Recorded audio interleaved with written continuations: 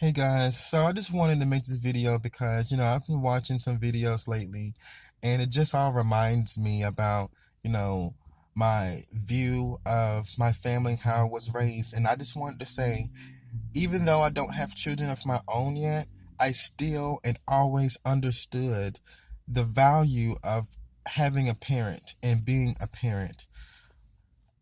Even though I was hurt in ways where my feelings was hurt about how I was treated, or how things were according to the situation and circumstances of my upbringings, but I still understood that it wasn't fair to the child for the parent not to be there.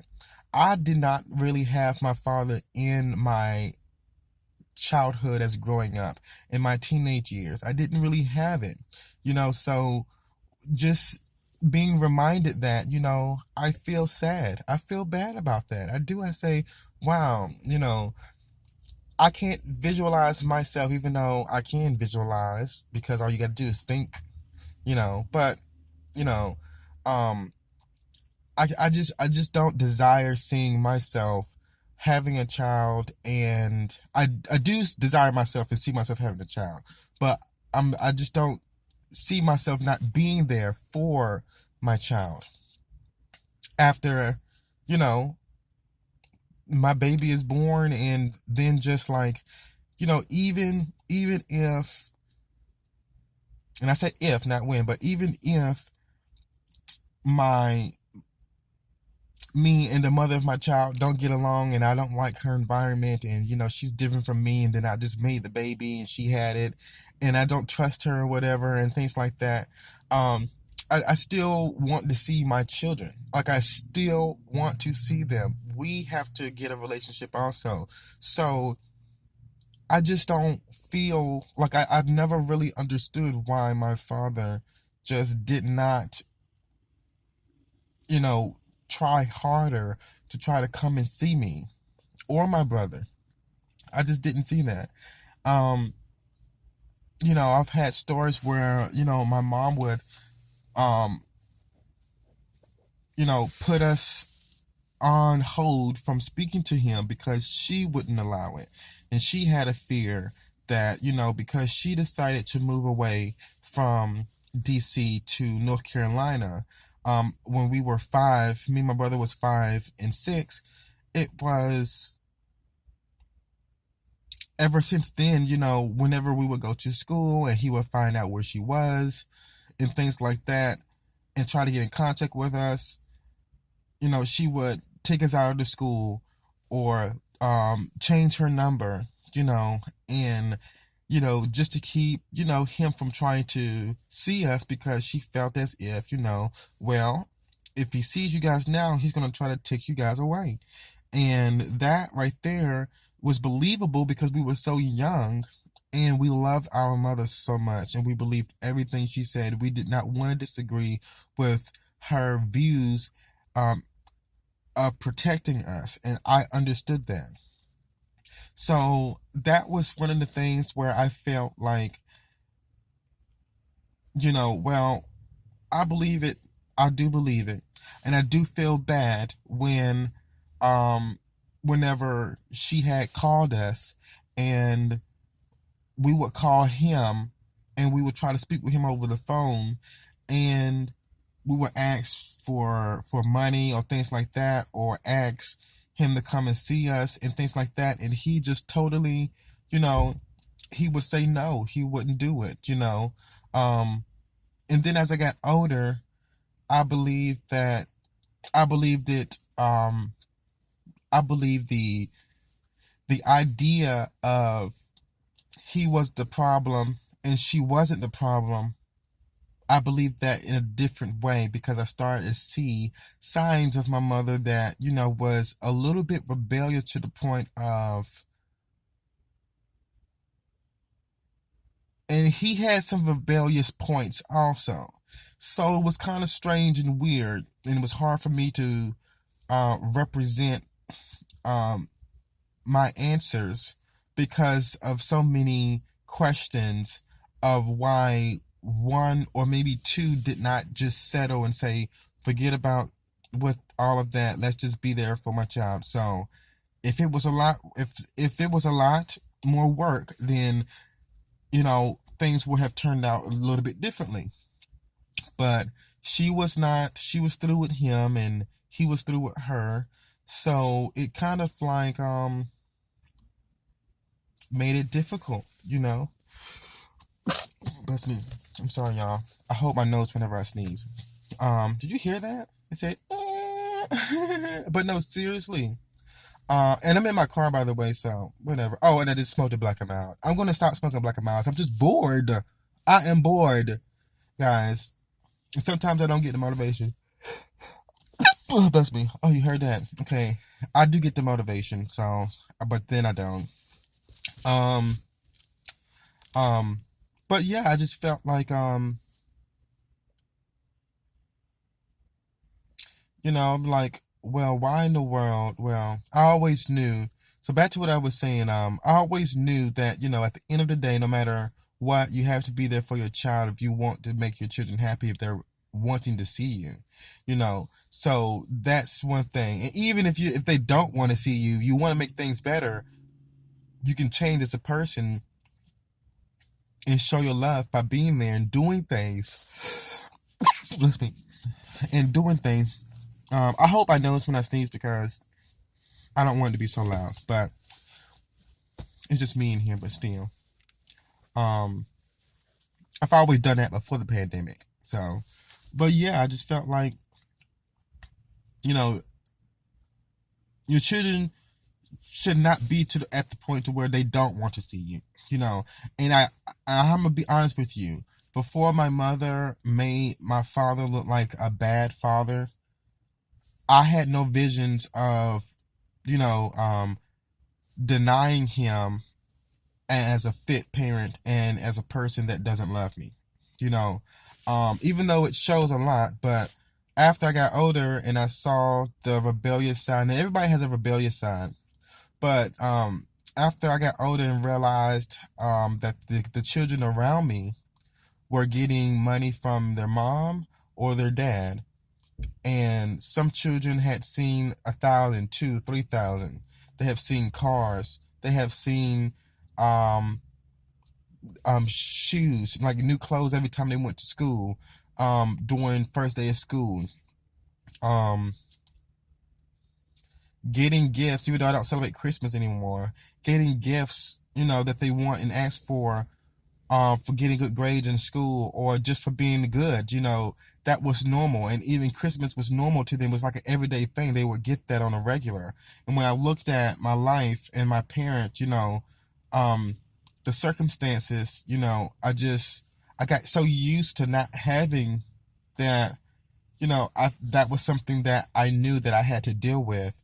And that wasn't important. What was important is that I was alive and I was being respectful to the people around me and I wasn't getting in trouble, wasn't stealing and things like that. And then I got to the point to where as I got older, I realized that the parent that I had would do the things that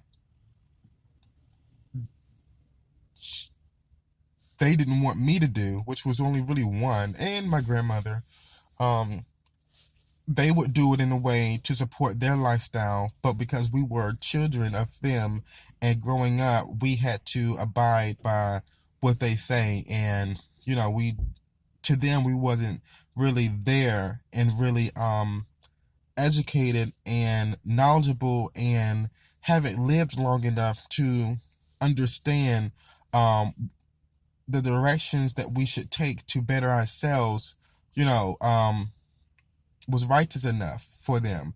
So, I got older and realized that, whooping your children is definitely abuse, because what do you mean you have not developed a way of talking to your child to let them know what would be the smartest thing, what may not be the smartest thing, unless you're doing these things, to give them an example to um to pick up the characteristics of for them to copy. And then if they do copy them, they're not an adult yet.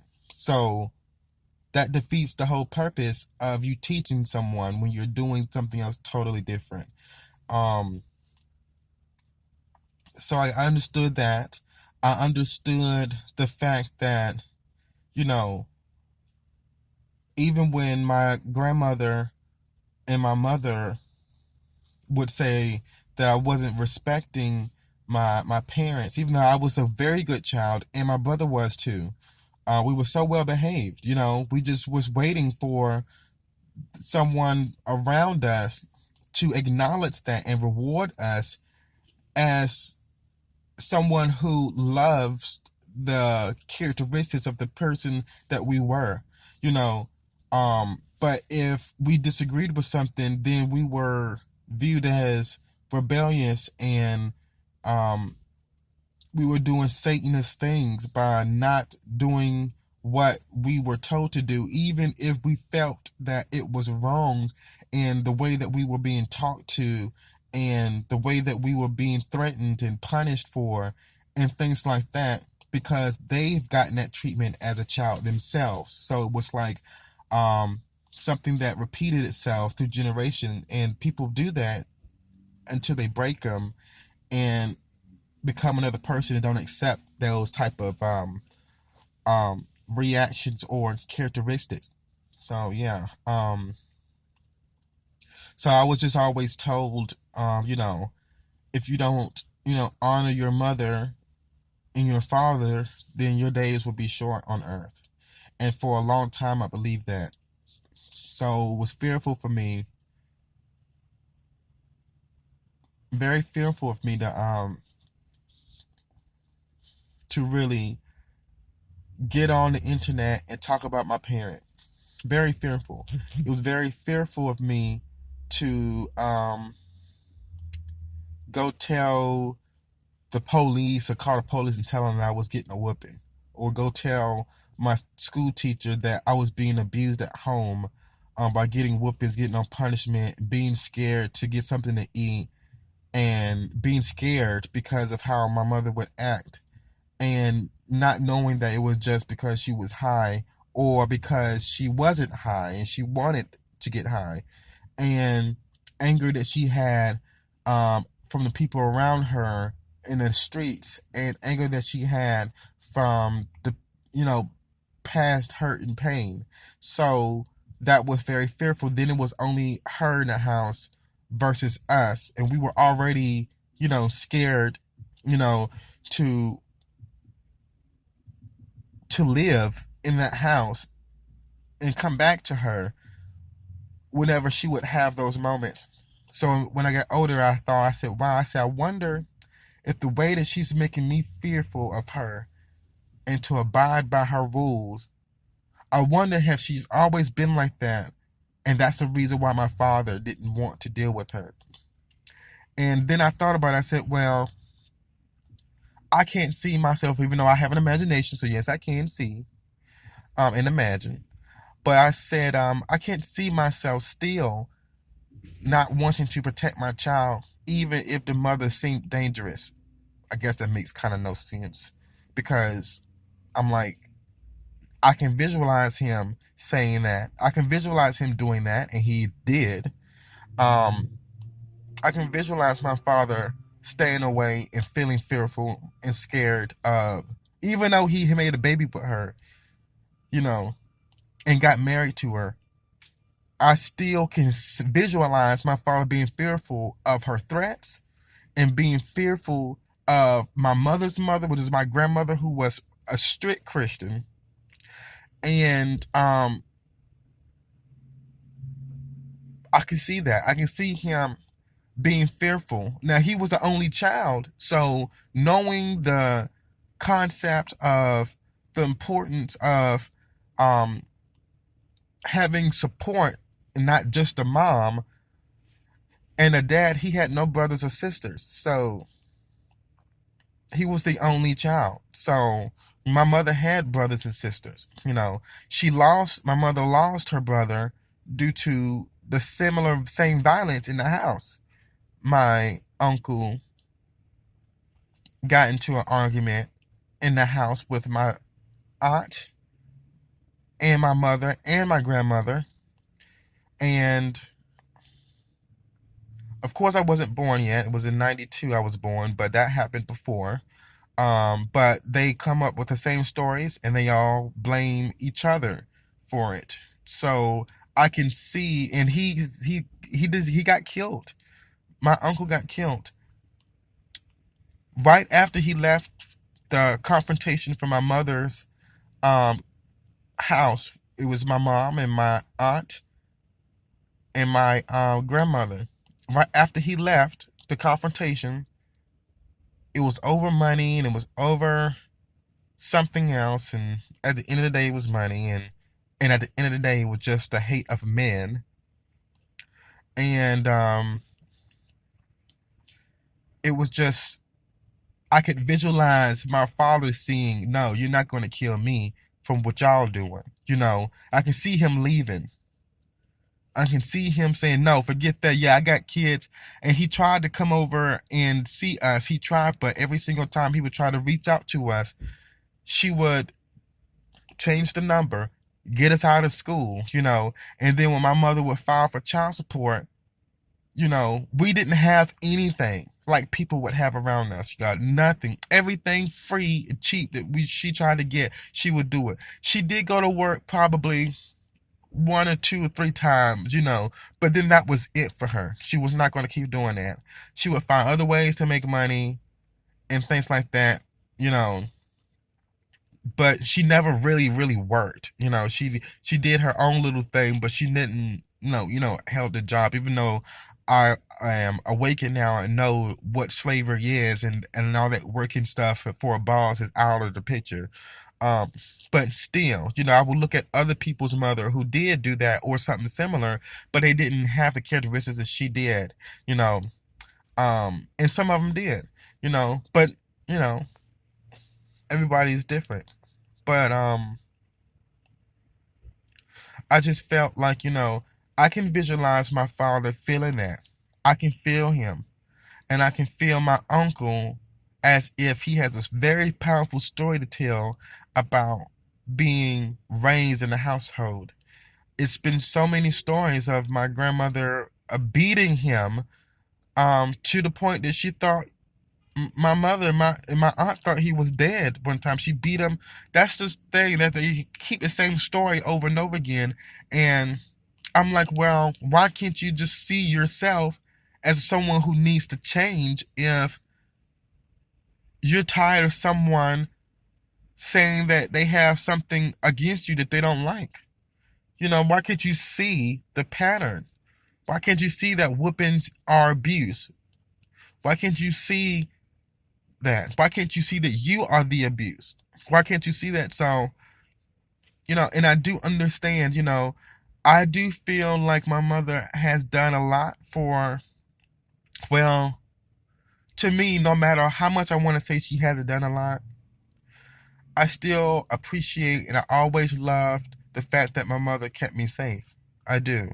I've always have just that I got older and I got wiser and understood what was wrong. And even though I knew it was right to still, take care of your children, and I ended up graduating high school in her house.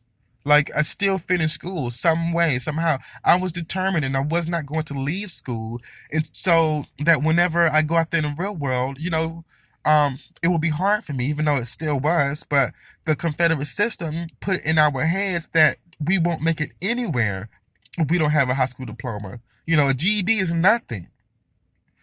That's what I was told. And other people have been told that too. So that's how I've always felt. So, but then as I got older and noticed the system having a different impact on someone's circumstances than we realize, I really got more awakened within my own African roots, my own African heritage, and noticed a lot more things that I did not notice, but I did, but I accepted because of the new ways of the world, but really it was another twist of the new ways of the world. So, no matter what, I know you guys has probably seen me, heard me say things about, my upbringings, and at the end of the day, scientifically, that is your mom scientifically, but and that is your dad scientifically, and being thankful of you being alive through whatever circumstances that came along the way of your upbringings, you know, being thankful for having someone help take care of you is something that is very, very meaningful to the soul. And then scientifically, I realized that even if you feel as if your parents weren't fit enough to raise you the righteous way, then, and nobody's perfect, but you can be perfect in a way, you know, and it can turn out perfect. So, um,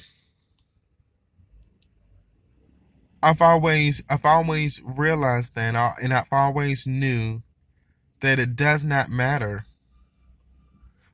Even if your parent isn't fit, and that's your environment, you need to have a healthy environment to be around. I always knew that scientifically it would have been okay for me to leave and run away from home and find a whole different type of environment to establish myself in and not talk to them ever again because of the certain type of strategy that should have been in place that was best for my lifestyle and for me to prosper. But I was so young, I've never been away from home, um, never went anywhere like that, never done anything like that.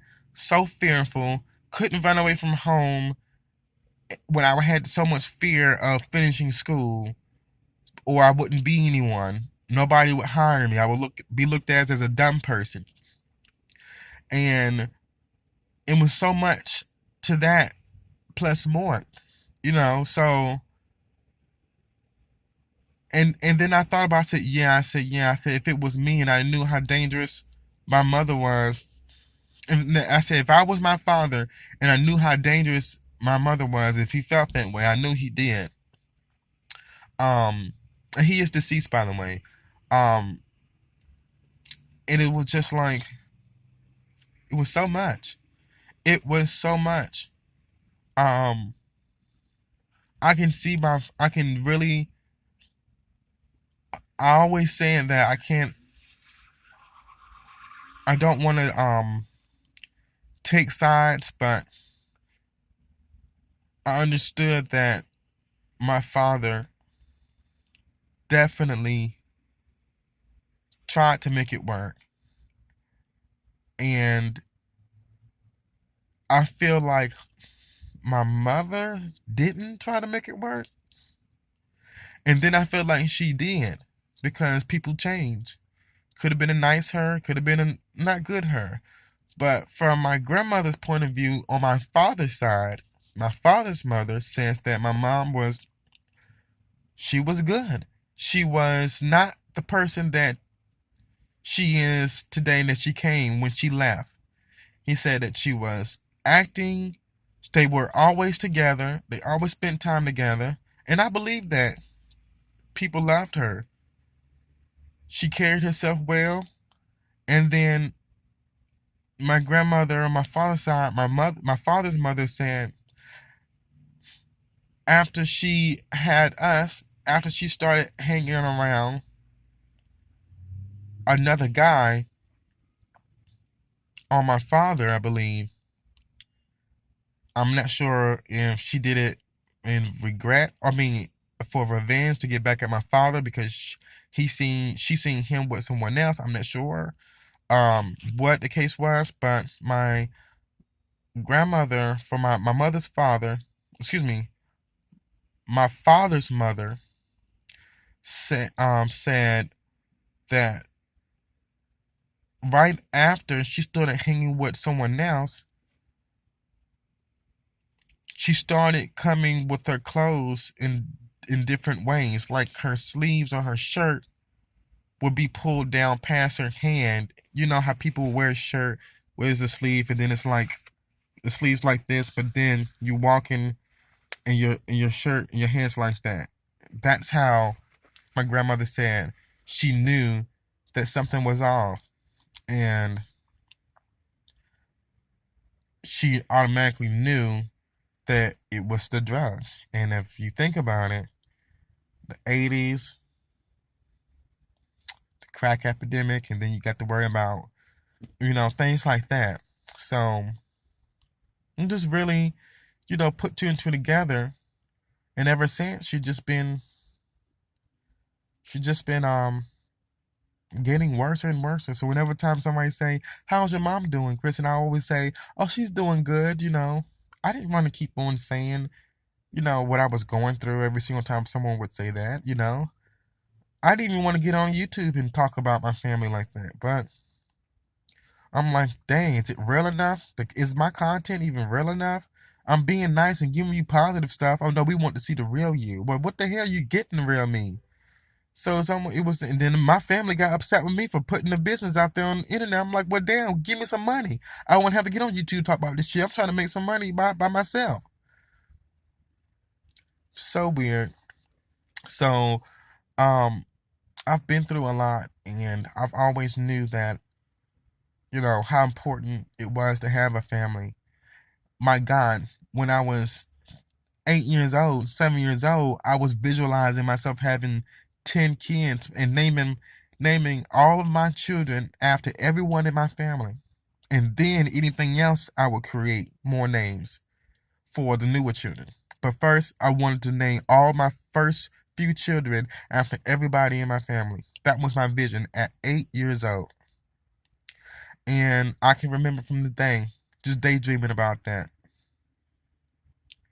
And then as I got older and older and older and had to go through school and the bullying about, me, being kind of flamboyant, too flamboyant for people and things like that, and quiet and hiding something and things like that, and to the point to where I've experienced things that I never thought I would be experiencing. And I'm like, what the heck is wrong with me? What am I turning into? And then I'm started to like, I don't want to say hate myself. I hated what I was dealing with and feeling judged, and because I never hated myself. People always say that. No, I never hated myself. I loved myself. I just hated the people who hated me. Because I'm like, how can you hate me? I'm not picking on you. I'm not bothering you. I'm not being mean to you. I'm not, laughing at you. I'm not doing none of that. How I'm hating that you want to show me the way that show me the things that you're showing me. And now you're saying, oh, I hate myself. No, I don't hate myself. I love myself. I hate the way that you are viewing me. I hate the way that you are treating me like I do hate myself, or like I don't have feelings. That's the thing. And people are like so totally different and weird. Then as I got older, I started to realize that it's not it's not me. It's not me. I had some coffee. And say it's not me. So I was like, you know, I never really thought that I would be getting on YouTube explaining this stuff. I knew that one day eventually I would explain my upbringings, but I never thought that I would get on here and say, "You stupid mother, you goddamn motherfucking right." See, people want to hear that instead of you. Hey guys, so I'm just gonna tell you about my family. I have a brother and a mother and grandma, and I did explain it like that. And then when I did it nicely, my family attacked me. So I'm like, okay, yeah, I just don't understand. So that's all I want to talk about. I mean, if you have any stories, share them. If you're on YouTube trying to make money and you want to, explain your family stories, you want to include that. If you don't, okay. But my thing is, it's the Confederate system's fault, because I should not have to do all of that just to be respected. You know, but that's how things are. So I'm not sure how long I'm going to be on here, so I'm going to wrap this up, and I'll talk to you guys later on. See you guys.